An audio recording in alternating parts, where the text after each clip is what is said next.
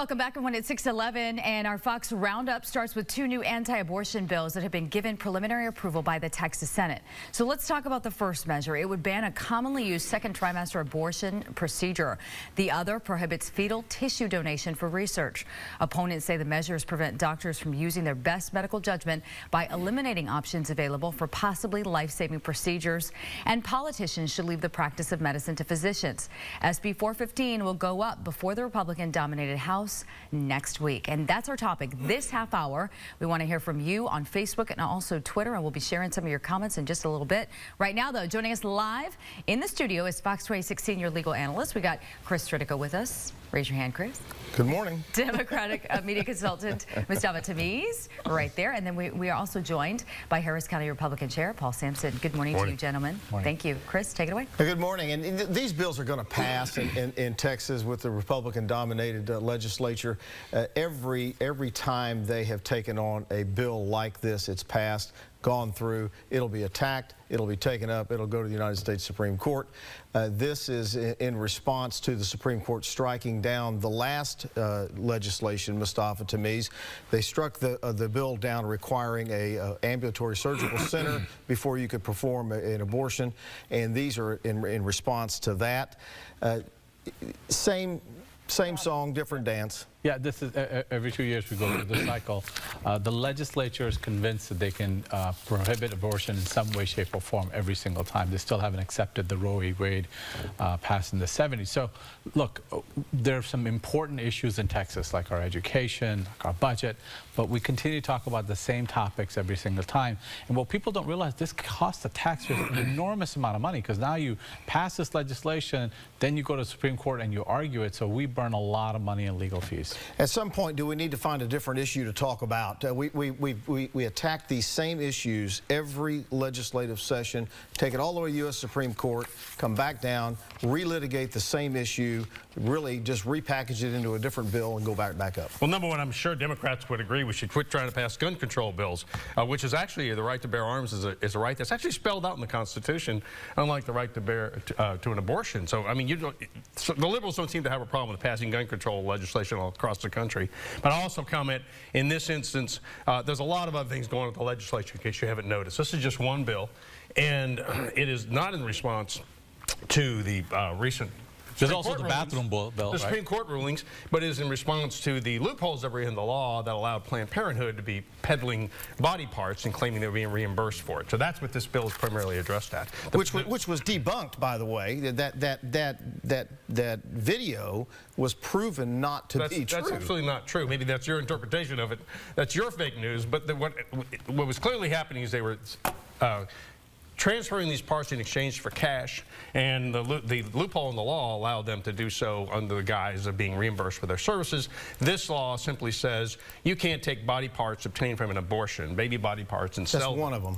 That's part of the bill, and so that's really a large part of what it's aimed at. The other is directed toward partial birth abortion, which is when this is the practice that's being talked about. It's simply being a baby that's partially born, and then you kill the baby before it's completely. What's wrong with that? What's wrong with that? Well, first, you know, this notion that anytime you disagree with the news, you call it fake news. This is a Donald Trump. I don't want to get into that. What's wrong with that bill? What's wrong with a partial birth abortion bill?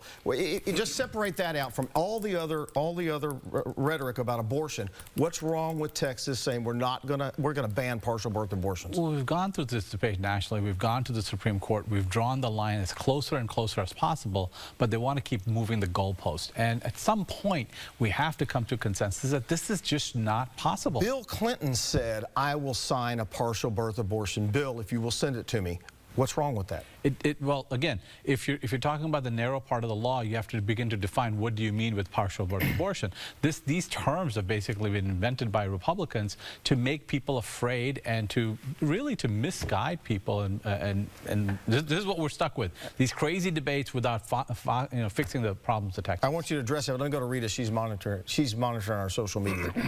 Yeah, I'm seeing a number of hashtags, Chris, related to exactly what it is that you guys are talking about. So let's start with this one. TX_register or resistor says, you know, first of all, it's all the hashtags, right? SB 415 is what we're talking about. Our thinly veiled attempts to ban abortion and shame people seeking abortion care in Texas. Vote no.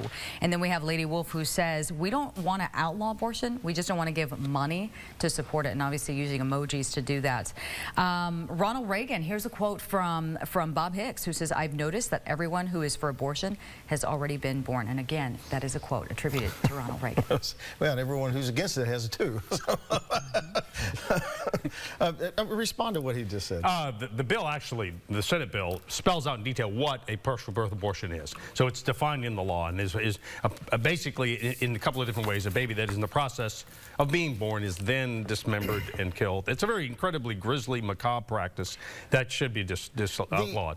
One of the things that we've talked about with respect to Roe versus Wade is at the time that Roe was passed by the Supreme Court, you didn't have the science you have today. And at some point, the courts are going to have to address the fact that today we have the ability to save a baby that we didn't 40 years ago. Aren't we at a point where we're going to start looking at Roe with respect to the science? I think there are some things that we can look at, especially now that we can see birth at such an early point. But this is as ridiculous as what the legislature does, as ridiculous as what we're doing. 3 grown men talking about women's choice issues. You know, at some point, women have the right. It's not our fault Jackie didn't show up. To decide these issues instead of a legislature or a court getting in the way of it.